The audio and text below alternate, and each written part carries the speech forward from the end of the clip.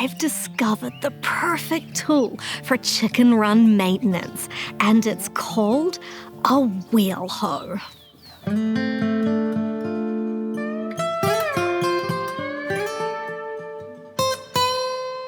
And because I'm a giant nerd, I did a deep dive on all things wheel hoe. So if you want to nerd out with me, I'm going to do a section a little bit later on, just all about wheel hoes specifically. But for now, let's check out using the wheel hoe in the chicken run.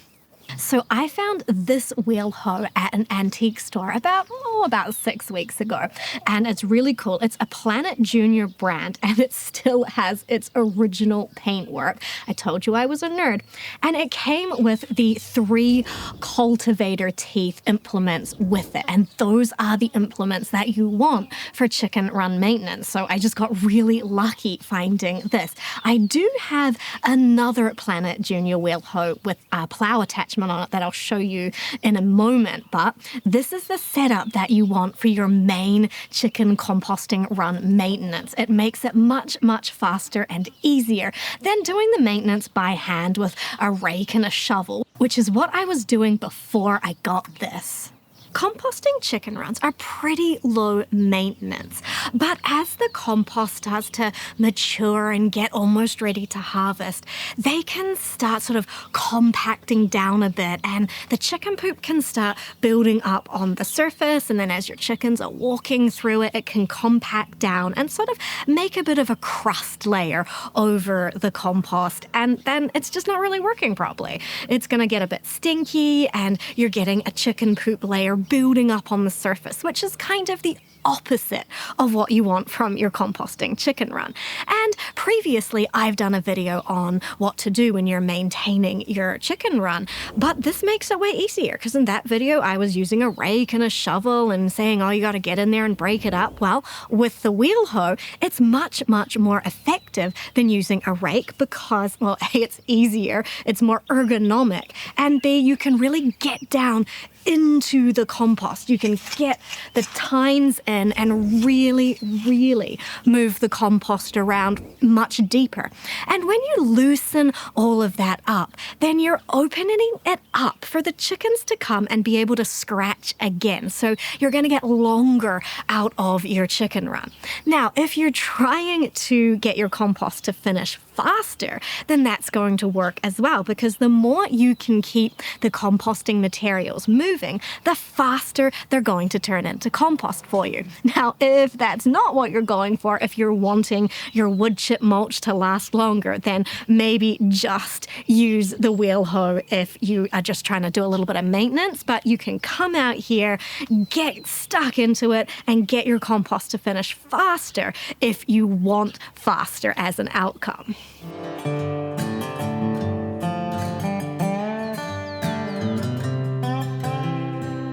This is my other wheel hoe. Now, this one I've had for a bit longer. I've had it for, probably about a year, but I hadn't really got into using it until recently. So on this one, I have got a plow attachment. Now, the plow attachments are harder to find, so if you manage to find one, you've got lucky. They're really useful.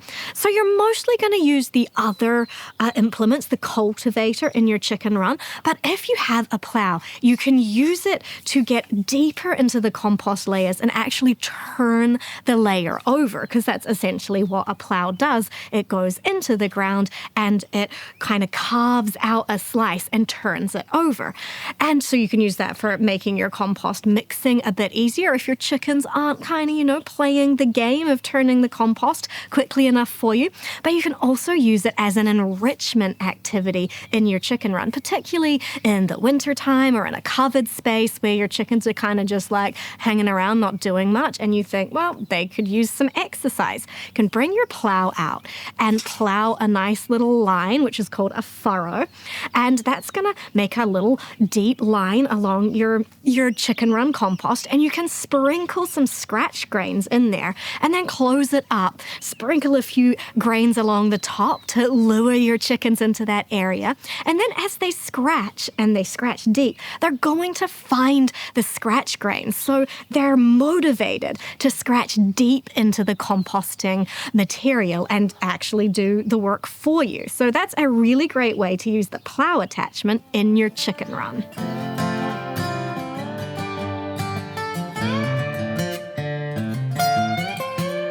So what are wheel hoes? Well, wheel hoes are sort of a cool little invention that came about in the late 1800s and were quite popular through to sort of the late 1930s. And they are human-powered gardening tools, essentially. And they're based on like a scaled-down version of horse-drawn agricultural equipment that you'd use on a one-horse or two-horse. So the smaller agricultural equipment that people were using with horses, because horses were what were doing all the farm and garden work back in those sort of days. And they made them small so that they could be human-powered by those pushing handles. And that's really, really cool, because today, where we've kind of gone away from having really cleverly designed things to help us in the garden, we're back to like rakes and shovels and handheld hoes. And that's all well and good if you have a small amount of space, or like my raised garden beds, totally fine to just use the hand tools in. But if you have a larger space, it takes a lot of time and a lot of physical energy to maintain that kind of a larger garden with just handheld tools. Now, I'm collecting Planet Junior brand wheel hose specifically. Now, there were a lot of different manufacturers making these kinds of garden implements around that sort of late 1800s through 1930s timeframe. But Planet Junior was very well known, sort of like the Singer sewing machine, which was popular in the same time period. And yes, I do have an antique treadle Singer sewing machine from 1925, because of course I do. I think you're starting to get a bit of a picture of the things I like to nerd out about. But yes, so very popular manufacturer. So they're easy to find. You're most likely to stumble across a Planet Junior brand, and it's been easier to find information about them from old catalogs or in advertisements to try and work out like what models I've found and what to do with the implements that they come with. Because like we don't use this stuff anymore, and a lot of the information assumes that you just know how to use it, because I guess people in that time frame, they just knew how to do stuff that we kind of don't necessarily know how to do now. Well, at least I don't know how to do it. So I've been looking at pictures and trying to work out how I'm supposed to actually use these things. All right, so how do wheel hoes actually work? Like, what is the concept? The main concept is that they have this implement bar. So it is this bar and the handles attached to it, and there's a wheel on the front. Pretty simple. And it's actually remarkably clever how they came up with it. I feel like we don't make clever stuff like this anymore from the user experience. It's great. So what I discovered when I was playing around trying to figure out how these actually worked was that these implement bars, they have lots of different spots where you can attach your different implements. So by implement, I mean like these cultivator teeth that are attached to this right now. And if you wanted to change it out, so for example, if I wanted to put the plow attachment onto this one instead of having it on the other one, then all I need to do is loosen the bolt that holds these in. And the bolt actually slides without having to be taken all the way out. So you can just pop the bolt through these handy little cutouts and swap your implement in. And it sounds like a little thing, but when you're out actually using it and you need to swap something, then it's just really easy to swap it out. And I was just blown away by that little feature, because nothing I've used recently has been that awesome. So they're really, really simple. Now, this one I have here, I don't know what model it is. I can't figure it out. I think it's quite old. The implement bar on this is cast iron, whereas the other one I'm going to show you in a moment is a steel implement bar and a steel wheel and all the rest of it. But It's great. I love it. And this one has, like I showed you before in the chicken run, it's got the cultivator teeth on it. And these are 3 separate teeth that you can put on, which means you can change them around to different directions, or you could just have one on if you wanted to like mark a row or get into a really narrow space. So they're super, super versatile. So this is my first wheel hoe that I got about a year ago, but I hadn't used it very much because, quite frankly, I was a bit intimidated and the handles were too long for me and it was a whole thing. I just put it in the shed and just sort of forgot about it. But this one had been restored before I purchased it, so it's in a little bit better condition than the other one. And I think it's a number 17 based on what I can gather from the one complete catalog I've managed to find online.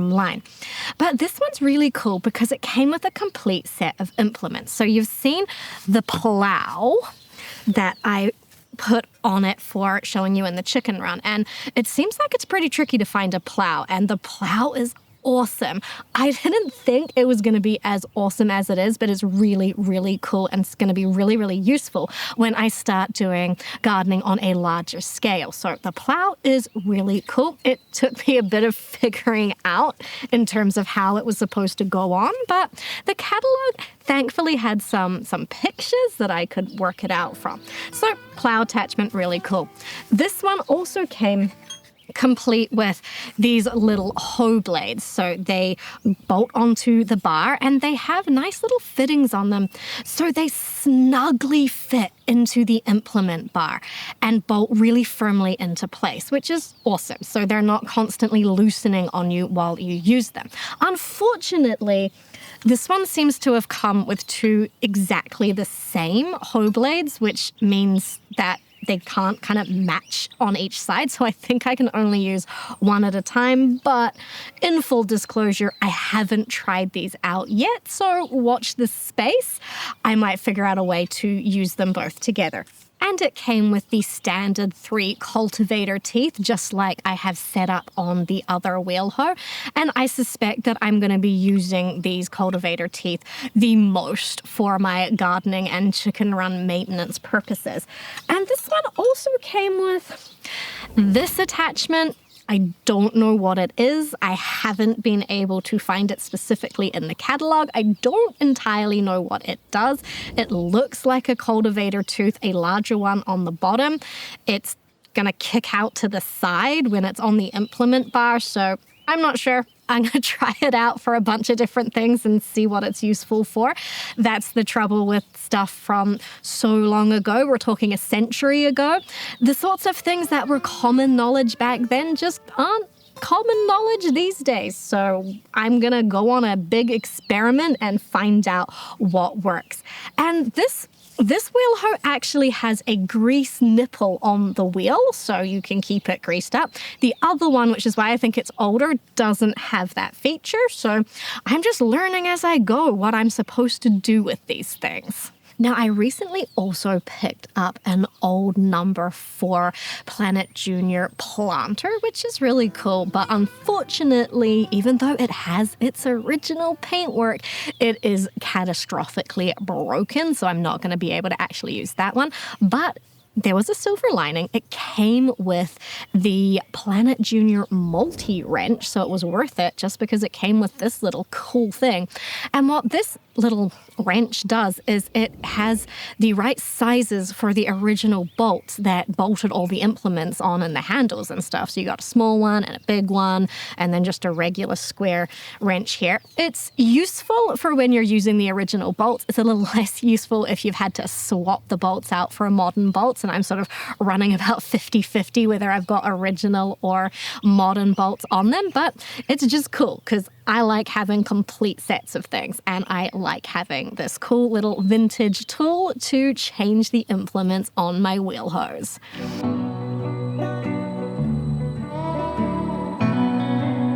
So let's check out how you'd actually use these in the garden. So I don't have like a nice flat space to show this as an actual garden. So we're going between my garden beds where I do have some loose ground. So this is the cultivator. And if you were gonna try and just get rid of some weeds and prepare a bed for sowing seeds into or transplanting, you just get your wheel hoe, you shove it down into the soil, and it's a back and forward motion. So it's not something that you grab and just walk forward with. You're trying to get down and mash up that soil. And it's pretty effective. It's ripped out grass clumps and clover. It's pretty good. Much better than doing it by hand, that's for sure. And if you've got a nice long run, which is optimal for wheel hoe, you just turn around at the end of the row, not back up like I'm doing right now, and just keep on going through. So that is basic cultivating. And I have tried this out in harder ground than this, and it works, but it's a lot more physical effort to rip through a whole bunch of grass roots and things like that. So this is your basic cultivating. If I wanted to keep in between my garden beds free from plants and keep it as the sort of wood chip mulch that it was originally, I could now do that with this. Whereas before I'm like, yeah, I'm just gonna let the grass grow and mow it because there's no way I can keep this much space weed free. So it gives me options. Now, once you've got a nice spot ready to go, you can use the plow to make your planting rows. So when you use a plow, it's called making a furrow. That is what the plow does. It makes a furrow, and that's what you plant into. Now, this wheel hoe has a bigger wheel, and it's still a bit tall for me because I'm not a particularly tall person. But we're just gonna roll with it. So you get your row. I mean, you'd probably want to mark it out or you won't end up straight. But for now, you're going to get the plow deep into the soil. And again, it's a back and forward motion to make your furrow. And through you go. And the plow is going to shove the soil off to the side and give you a nice area to plant into. And if you want to go deeper, you're just going to go through the same furrow again, pushing in deeper now that you've made a spot. And I'm getting so deep here that I'm getting past the wood chip and into the soil underneath. So that is making your furrow, and then you can plant into it either with seeds, or if I had my Planet Junior planter operating, I could then run the planter down to plant my seeds. And you could put seedlings in there as well. And if you wanted to close the furrow, I can't show you because I'd have to turn around and come back the other way, but you'll kind of see it if I do it on this side. So you'd come back down the other side, and all of that loose dirt that had been tossed up would just get put back in. So you can kind of see if I come along, the plow is going to push the soil back over the hole, and you haven't had to do a whole lot of effort. It's fantastic, and I can't wait to get a nice big space ready for planting so I can use these to their best advantage. I'm getting really interested in vintage tools and the way you use those tools to make your farming and gardening and chicken keeping life easier. So there'll be more of this coming up on the channel. And if you happen to be a wheel hoe expert, I would love to hear from you. You can tell me about all the stuff that I don't know about wheel hoes.